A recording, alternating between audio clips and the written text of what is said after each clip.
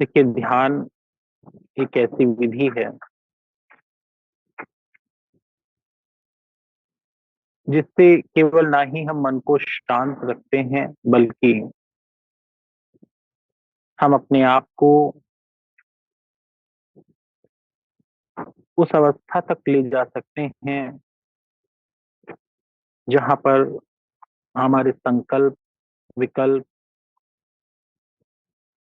एक परिपक्व अवस्था तक पहुंच जाएं।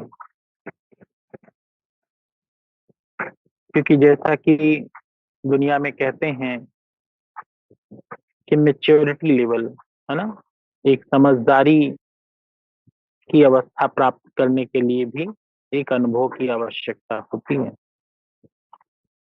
लेकिन इस ब्रह्मांड की मेच्योरिटी लेवल को अगर आपको हासिल करना है, तो हमें ध्यान की एक गहरी समझ होना आवश्यक है।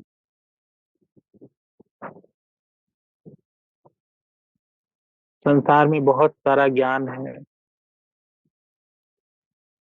बहुत लोगों के मत मतांतर भी हैं, सबके अपने अपने विचार भी हैं।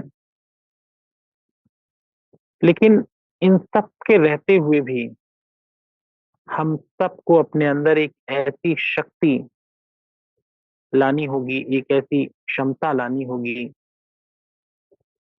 कि हम ये परख सकें कि क्या हमारे लिए उपयोगी है और क्या नहीं है। क्योंकि ज्ञान की कमी नहीं है, हर व्यक्ति अपने अनुभव की बातें आपको बता सकता है, भ्रमित भी कर सकता है। लेकिन अब जो हमारा प्रयास होना चाहिए वो ये होना चाहिए कि what is right and what is wrong discriminate कर सकें हम।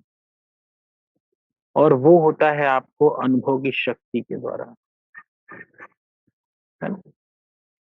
जितना हमारे अनुभव की शक्ति बढ़ती जाएगी, हम चीजों को परखते जाएंगे। आपने भी महसूस किया होगा, आज से 2 साल पहले, 3 साल पहले, 5 साल पहले जो आपका अनुभव था, जो आपका समझने का नजरिया था, डायमेंशन था, और अब धीरे धीरे सब कुछ चेंज होता जाता है। लेकिन चेंज भी तब होता है जब हम प्रयास करते हैं। बहुत सारे लोगों से आप मिलेंगे, उनसे बात करके आपको लगेगा ऐसा कि वो अभी भी 20 साल पहले का ही सोच रहे हैं। क्यों? क्योंकि उन्होंने अपने आप को अपडेट नहीं किया है, वो उन्हीं सारी बातों में अभी भी उलझे हुए हैं।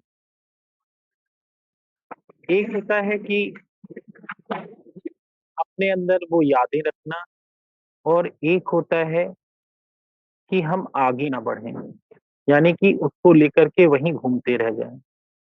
तो इन दोनों में फर्क है।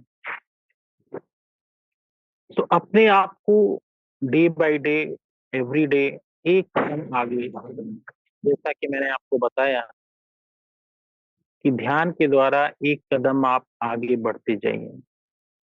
ये एक एक कदम ही आपको अपनी मंजिल पर पहुंचा देगा।